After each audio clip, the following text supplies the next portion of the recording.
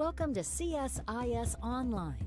The way we bring you events is changing, but we'll still present live analysis and award-winning digital media from our Dracopolis Ideas Lab. All on your time, live or on demand. This is CSIS Online.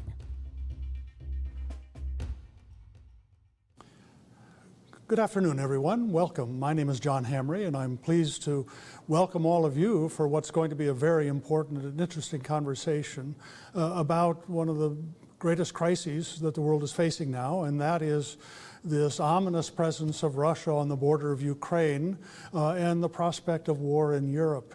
We're very fortunate that we're going to have two senators with us who have been to Ukraine recently, live experience. They have been present to know what Ukraine is facing. And of course, we have a very important obligation here. When we encouraged Ukraine to give up nuclear weapons, we entered into a solemn agreement with them to help with their security. Now we are all engaged in this. This is a very ominous moment, an important moment. Fortunately, we have two very fine leaders that have led the way in the Senate. Senator Shaheen is with us, and I think we'll turn to you, Senator Shaheen, right now. And then when Senator Portman can join us, we'll have Senator Portman come in. My colleague, Dr. Seth Jones, is going to lead the conversation, but I'm really grateful that you would be with us today, Senator. Thank you. Let's turn to you. Delighted to be with you. Thank you. Go right ahead, please. Senator Shaheen, let me just start off and ask you the first question, which is you met with President Zelenskyy recently and other Ukrainian officials, and what message did you convey to the Ukrainians, and what did you learn from your engagements with them? Well, I was pleased to, along with Senator Portman, to co-lead a bipartisan delegation to Ukraine about 10 days ago. And we wanted to, there were 7 senators, 4 Democrats and 3 Republicans. And our message was very direct. It was that we stand in bipartisan unity in the Senate in support of Ukraine and in opposition to what Vladimir Putin is doing. And we were also there to see what we could do to be helpful to Ukraine and to help really deter Putin, who seems so hell-bent on going in and invading Ukraine. That's helpful. When it comes to just outlining, Senator Shaheen, what is at stake here? You know, there's, on the one hand, there's the very specific issue of Ukraine, and Ukraine is important, but Ukraine is also a democratic country, and it's a relatively recent one. So Freedom House, for example, has come out with data recently that in the last 15 consecutive years, we have seen a decline in the number of democratic countries and a rise in authoritarianism. So what are the bigger issues, in addition to just Ukraine, that are at stake here that Americans should be cognizant of as we're talking about Ukraine? Well, Ukraine is a new democracy, but they should have the ability to determine their own future. And we cannot let Russia determine the future of any sovereign state. We can't give them a veto over the ability of any nation to join NATO. And it's not just Ukraine that should be concerned about this. We've seen Russia's aggressive activities began in 2008 when they went into Georgia. We saw it again in 2014 when they seized Crimea and went into the Donbass in Ukraine. We've seen it in Moldova, where they've tried to destabilize the government.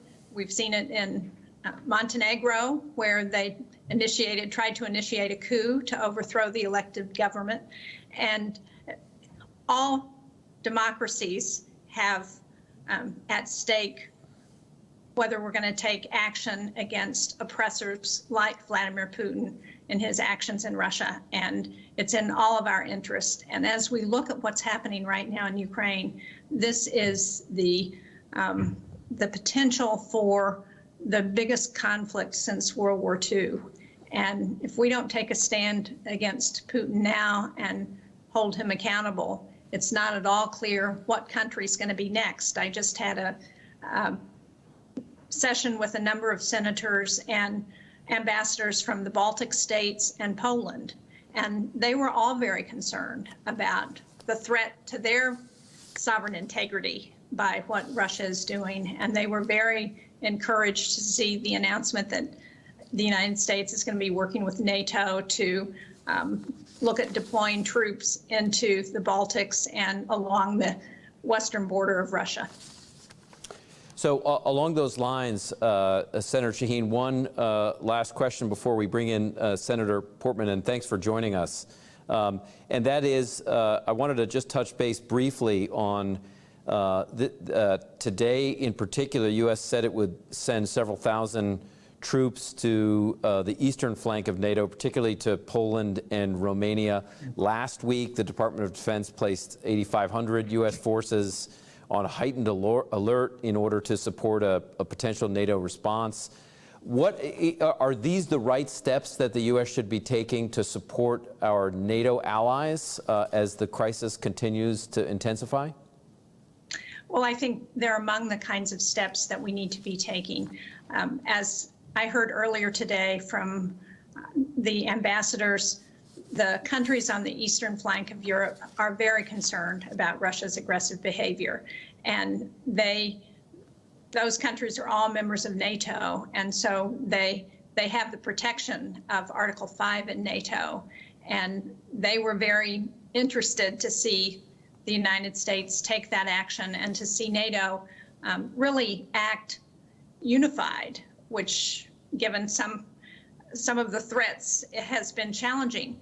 And what's ironic about this situation is that Vladimir Putin claims that he's taking action against Ukraine because he feels threatened. He feels like Russia's security is threatened. And what he's doing is exactly the opposite of de-escalating the situation. What it has done is unite NATO in opposition to the aggression that Russia's taking. And that's exactly the opposite of what he claims he wants to do. So he has manufactured this crisis, and the West needs to respond. So I want to bring Senator Portman. Thanks for joining us, and I want to get your thoughts on your extent, your assessment of the severity of the situation. But before we do that, I want to go to the force disposition map we have, and this goes to Senator Shaheen's point that as we look at the Russian laydown of ground forces, air facilities, and naval bases, as people here can see, Ukraine is surrounded on three sides, and those red rectangles on the Belarus-Ukrainian border were not there just a week ago. They were moved in mostly by rail. If we go to the slide of the overview of Russian forces in Yelnya, the big one, 8 new compounds of Russian forces at Yelnya. If we go to the next one, the 45% increase. Our satellite imagery analysis at CSIS is showing those are main battle tanks and howitzers and towed artillery and surface-to-air missiles. If we go to the next one, we're seeing in another compound, same site, 23 and 24% increases in Russian activity. So in turning to you, Senator Portman, this, to us anyway, looks like it is a growing presence. These are forces that could be used for an invasion of Ukraine. But what is your sense of the threat now? Well, the threat level clearly has increased, and you just laid it out by looking at these intel maps, which, by the way, have been provided to all of our allies, including the Ukrainians, and there's really no question as to what's going on. So when the Russians say these are just exercises, they're very different than what happened in the spring, different than what's happened in the past, in terms of the types of troops, the type of equipment, the health units that are now moving to the border, preparing for blood transfusions, things like that. So it's a very different profile, and none of this is classified material. It's all in public sources now. So it's very clear that there is a massive, unwarranted, and intimidating buildup going on But in addition to that, Seth, and Senator Shaheen and I just got back from Ukraine. We've both traveled there a lot. I've been there, I think, 6 times since 2014. Things have changed on the Ukrainian side, too, which is that they're more prepared and ready than ever. So it's not 2014 when Crimea was taken with very little military interaction. Ukrainians are ready to fight, and they're better equipped, they're trained. We need to do even more to equip them. They need more military weaponry to be able to push back against a potential invasion. They're looking for more anti-tank, anti-air, anti-ship missiles, as an example. But this is going to be a very bloody conflict should it occur. And I've been to the line of contact. I've met with Ukrainian soldiers out there. These are patriots. These are people who are not going to be intimidated. They may not have the capability that the Russians have, but they certainly have the spirit. So I think that's one thing that Senator Shaheen and I have tried to emphasize as we've been here in Washington talking about it, and certainly in Ukraine, is that not only is the United States standing firm with the people of Ukraine and standing firm against the Russian intimidation and the destabilization efforts of all kinds, kinetic, but as well what we're seeing in terms of disinformation and cyber attacks, but also to make the point that if this conflict occurs, that the consequences will be devastating for Russia, and that includes the sanctions, but also the fact that the military conflict will be very bloody and difficult for them. So my hope is that the Russians won't make a huge mistake and cross the line. Meanwhile, they're already doing a number of things which are clearly harming Ukraine and trying to destabilize Ukraine. So I think some consequences are needed now, but the major consequences that would come should they invade would be devastating for the Russian economy and for the Russian military, I believe. So that's one of the messages that we have been talking about as we give presentations here in Washington and certainly in Ukraine itself. So I wonder if I could turn to Senator Shaheen on the subject of sanctions, because that's obviously been a big subject. There are at least two parts of this discussion. One is the pre-invasion sanction and one are the post-invasion sanctions. So, Senator Shaheen, I'm wondering what your thoughts are on both of those different types and what kinds of sanctions we should be prepared to enact against not just the Russians, but if they're doing this also from Belarus too, whether we should also expand that to any of Russia's partners in conducting the invasion. Well, I think it's the kind of issue that's under consideration, and we are very close to having agreement between the chair and ranking member on the Foreign Relations Committee on a bill that would look at preemptive sanctions, ones that we can put in place that respond to what we've already seen from Russia in terms of their aggressive behavior, but then also looking at what kinds of sanctions, and as it's been characterized by the State Department, by the President, by the chairman and ranking member of the Foreign Relations Committee, we're talking about massive sanctions on Putin and Russia so that should he invade Ukraine, he would feel, and the country would feel very directly, the impact of those sanctions. One of the things that we need to do is make sure that we are clear with Vladimir Putin what we're looking at and how he will be accountable for his actions. And, one of the troubling things to me is all of the reports that I've seen suggests that Vladimir Putin is not really listening to anyone, that no one wants to tell him what the potential consequences of his action might be, that he's in Sochi in his palatial dacha, and that he is really not listening to anyone who might have news for him that he doesn't want to hear. And as Senator Portman pointed out, what we heard from the Ukrainians is that they are ready to fight. This is not the same Ukraine that Russia went into in 2014. It is a Ukraine that has much more of a national identity, that has much more of professional military, it's much better equipped, and that is ready to fight for their country. They've had a war going on, again, as Senator Portman pointed out, for the last 8 years since Russia went into Ukraine. They've lost 14,000 Ukrainians fighting that war, and they are still fighting it. because they don't want Russia in their country. They want to be able to determine their own future. And that's why this is such a concern, should be such a concern for Europe, for NATO, for the Transatlantic Alliance, and for all countries who are looking at determining their own futures. So we talked a little bit about sanctions. We talked about military assistance. We'll continue to talk about various aspects of those. But I wondered, in asking Senator Portman, the Russians have responded and signaled that they would respond to sanctions and would respond to military assistance to the Ukrainians. I know the current administration, U.S. administration, has been talking with natural gas producers in recent weeks to discuss a surge in supply to European countries in case Russia cuts off some of its output during the crisis. We've had Russian ships off the coast of Ireland where the transatlantic fiber optic cables are. There certainly are concerns about Russian offensive cyber activities. So how do we think second and third order effects about how to protect ourselves and the West if the Russians do respond to that? Are you asking me, Seth? Yes. Okay.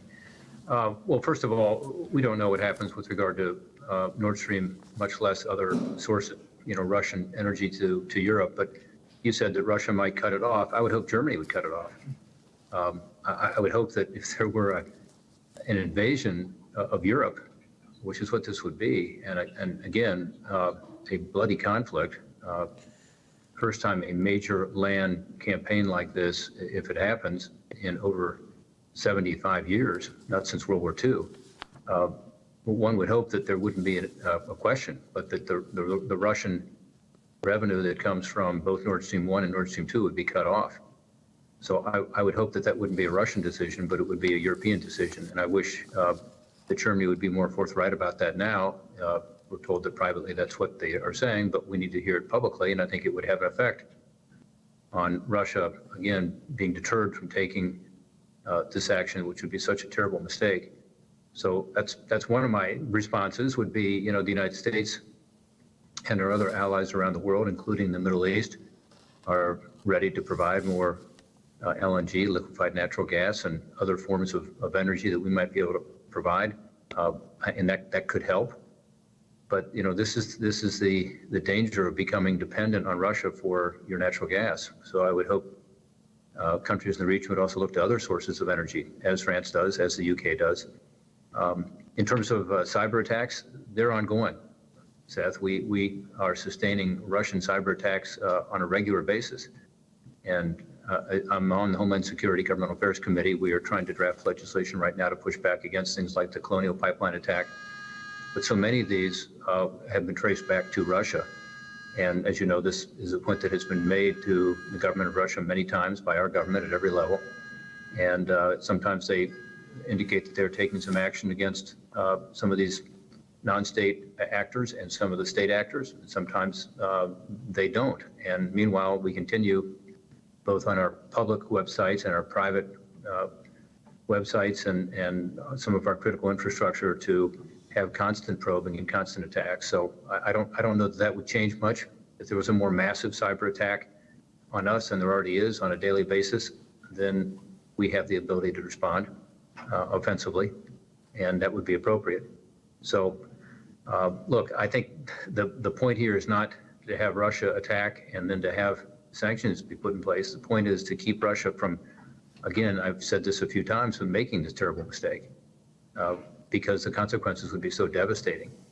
And if they do it, then the free world must respond. You indicated earlier that authoritarian regimes are expanding. Well, every authoritarian regime in the world is looking at this situation and wondering whether the lamp of freedom will be extinguished here, or whether we will stand up, not the United States, but the free world, to say that this is inappropriate, we're not going to let it stand. And that's a challenge, not just for Europe and not just our NATO allies, but for freedom-loving countries all over the world. China is looking at this with regard to Taiwan. Iran is looking at this with regard to Lebanon and their interest in expanding their influence throughout the Middle East. Other countries are in a position of wondering, after our precipitous and chaotic withdrawal from Afghanistan, whether the United States is up to this. I believe we are. I believe we're showing that. We want to do it on a bipartisan basis, and we want to be sure that we have our partners with us. So we are gathering our allies around us, and so far so good. There are countries that have really stepped up, and I think about Denmark and the F-16s that they sent to the Baltics, where I think about Canada and the training they're providing. The UK, certainly, when Senator Shaheen and I were in Kyiv, we got to experience a cargo jet from the UK, C-17, as I recall, unloading anti-tank weapons that the Ukrainians were very pleased to get.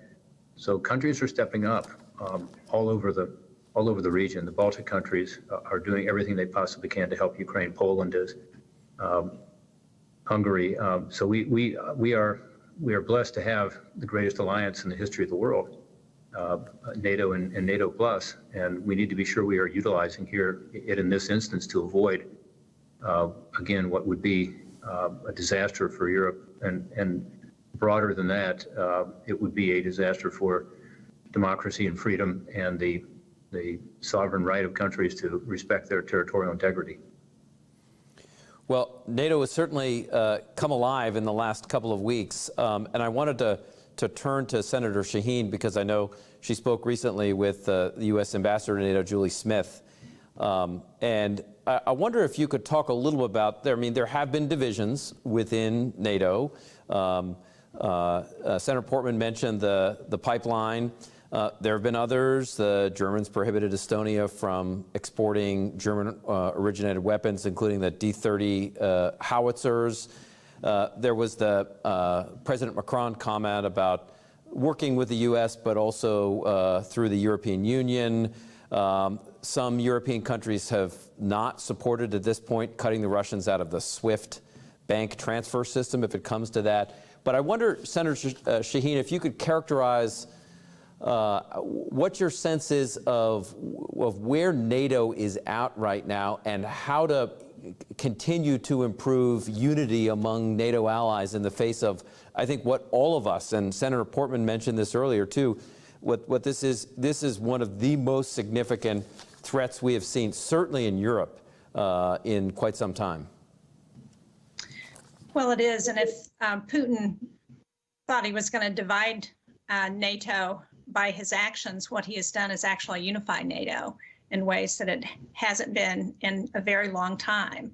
I mentioned earlier that I had a chance to have a conversation with the ambassadors from the Baltic states, and the ambassador from Estonia was on that Zoom. And I asked him the question about Germany and the howitzers directly because we've heard those reports. And he said that determination has not been made yet. So while Germany has been reluctant because of their own laws internally, I think it's important to, as Senator Portman did, to thank all of our NATO partners and to try and be accurate in the reports that we have about what activity is going on. What we heard from Ambassador Smith yesterday was the unity that she's seen among our NATO partners. Now, there are 30 countries in NATO, so it's there are going to be expected differences in ways that we respond to certain things. But the fact is, what Putin has done is to really unite the NATO alliance in ways that are important to the future of NATO, to the future of Europe, and that provide a counterbalance to what Putin is doing with Russia. Yeah, thank you. And thanks for the clarification, too. I wondered if I could move briefly to Senator Portman. We've talked a lot about economic issues. We'll come back to some military-related issues as well. But I wonder if you could just talk briefly your thoughts on diplomatic off-ramps. I mean, I think if deterrence works here, we don't actually go to war. The Russians don't invade. So what is your sense about what that bargaining space looks like right now? As you and we all heard, Vladimir Putin said within the last 24 hours that the West, including the U.S., continue to ignore Russia's security demands. He said within the last 24 hours that the U.S. is just trying to goad Russia into a war. So what is your sense about whether there are off-ramps, there is an ability to negotiate something? Where do we sit right now? Well, I support negotiations. I think they're important, but we have to remember two things. One, Russia is the aggressor here. Ukraine wants to live peacefully side by side with Russia. They're fine with that. They'd certainly like to have Crimea and the Donbass back since that's their country. But they're not the aggressors here. Russia is the aggressor. And it's the aggressor that's making demands. And these demands, of course, are demands that cannot be met, saying that NATO, which has had an open door policy for its entire existence, cannot make a decision as to what countries to allow in, and that countries cannot make a decision to join NATO, which has always been something that has been available to countries in the region, including in Eastern and Central Europe, and many have taken advantage of it. So to say that we're going to put a gun to your head through the aggressive action and then say, and our demand is that you not allow what is the long-standing tradition of NATO and the rules of NATO to stand as it relates to Ukraine or other countries in the region, is obviously not a negotiating point. That's a demand that obviously cannot be met, would not be met, and therefore you wonder whether there really is an interest to negotiate. On the other hand, more transparency as to military maneuvers, ways in which we can increase our communication with Russia, that's very positive. We should be doing that. They should be doing that. They should allow monitors, by the way. Senator Shaheen mentioned Georgia, where they had taken over 2 oblasts, and that's supposed to be a monitored situation. It's not, because they won't allow the EU monitors on the Russian or the occupied side of the border. So, I mean, I think more transparency, more information, more communication, which has been requested. On the issue of nuclear weapons, there may be some opportunity for discussion. That will be a give and take by both sides. But I think we just have to remember, Seth, that, again, they are the aggressor. They're the ones making these unreasonable demands. And it's not the place of the United States or, frankly, NATO or other members of the EU to negotiate for Ukraine as to whether they would be able to have the ability to have Article 5, protection. If the Ukrainians were to give that up, I think they feel they would be in a constant war with Russia, which they have been for the past 8 years. And they have lost 14,000 people, which is the equivalent of the United States losing a huge number of people. You think about it, Ukraine's about 41, 42 million people with 330 million people. If we were to have lost that same percentage, it would be well over 100,000 people. How would we feel? And so that's the situation as I see it in terms of the diplomatic discussions. I think they're positive. I think we should do them, but we certainly shouldn't have high expectations so long as Russia makes unreasonable demands. And, Seth, I just came from a hearing of the Helsinki Commission, which is a bicameral body that looks at human rights and other issues around the world. And we had Fiona Hill, former ambassador to Ukraine. We had former Ambassador Taylor talking about the situation in Ukraine with Russia. And one of the things that Ambassador Taylor pointed out, he was much more optimistic than many people who I've heard. But one of the things he said was that he pointed out this has been the most extensive diplomatic effort by the administration in decades, and that so far Putin has not invaded. So he clearly has been given off-ramps for how to get out of this diplomatically, and he is still thinking about what he's going to do. So I'm like Senator Portman, I'm not optimistic that in the end he will decide not to invade, but so far he hasn't done that. And I think that's because of all of these deterrent measures that have been underway with our allies, by NATO, in the Congress, the sanctions that have been talked about that are being worked on. So hopefully he will listen to all of that and may even listen to some of his own people who may be questioning whether this is the best thing for Russia.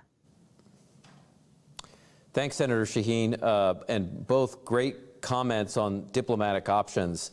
I wonder if I go to Senator Portman just for a moment, and let's say that that Vladimir Putin and the Kremlin do not go in a conventional way into Ukraine, but continue to work to destabilize the country, as they've done, as both of you had indicated over the last several years, with irregular Operation Offensive Cyber Attacks. NotPetya was a Russian GRU targeted attack against the Ukrainian critical infrastructure, which spilled globally.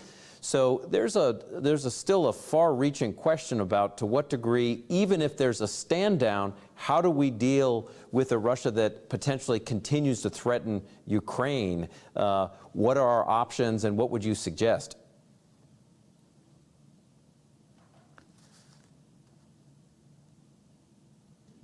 Seth, it's a great question. I think there are three things that we should be doing as a country that don't relate to the possibility of a military invasion or kinetic action, and one is cyber, where we can provide best practices and help Ukraine. I think if we end up with a bipartisan bill or a resolution passing, it will include that. And I think it's partly about sharing with Ukraine some of the best practices that we've been working on in our own country to try to harden our infrastructure, but also to be sure that we are focusing on public-private partnerships to do so, which is something that we probably do more extensively than other countries, including Ukraine. And so closing that gap to be sure that the cyber defensive and offensive capabilities are as strong as possible is something that is very important. Second, with regard to disinformation, I think there's a huge opportunity for us to help Ukraine there as well. We have this Global Engagement Center at the State Department now that Jeanne and I have supported. Senator Murphy and I were the co-authors of this many years ago, and this is a perfect example where we should be working with NGOs and with governments in the region to push back against the lies and the propaganda that are coming out constantly, which is part of the destabilization effort, as you know.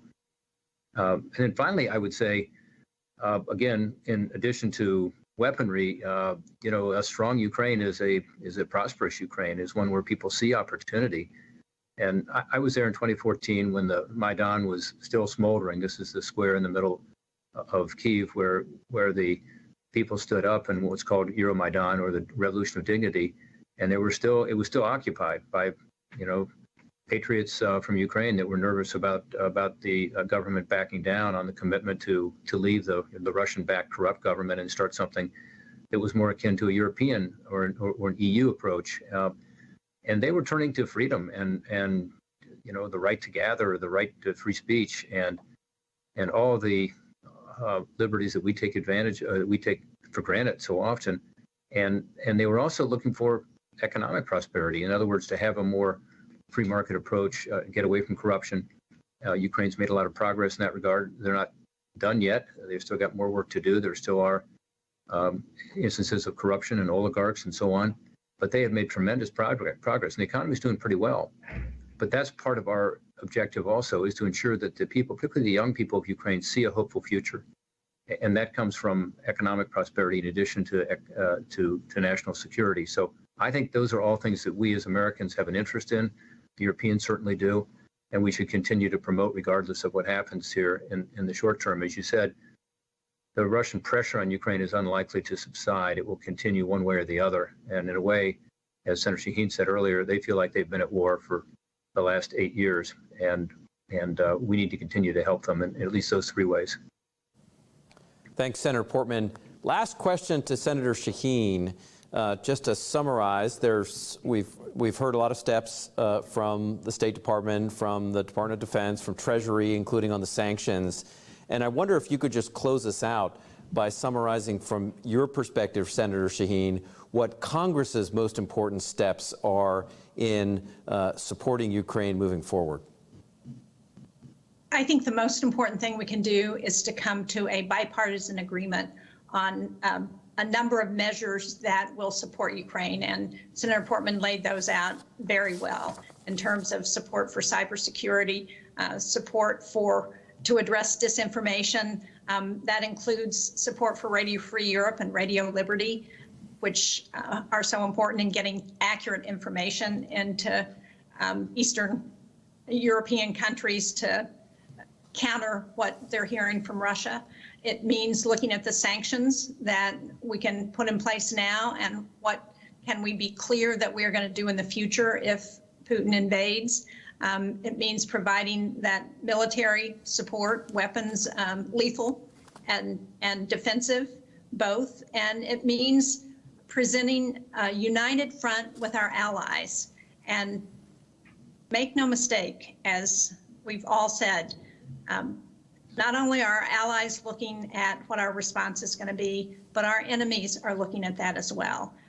China, Iran, North Korea, other countries around the world.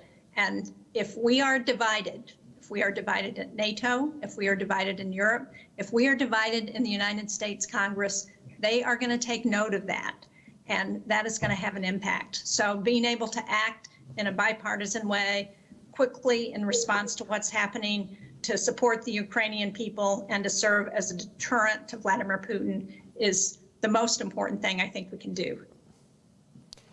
Thank you very much to you, Senator Shaheen and Senator Portman. That was a great way of ending as well, because I think what it highlights is, despite the fact that some talk about divisions within the U.S., you both are an extraordinary example of bipartisan support here for what is a tremendous foreign policy challenge, but also an opportunity to bring us together as a nation and among allies and friends. So thanks for your time here. We really appreciate it, and good luck in continuing to lead this country. Thanks. Great.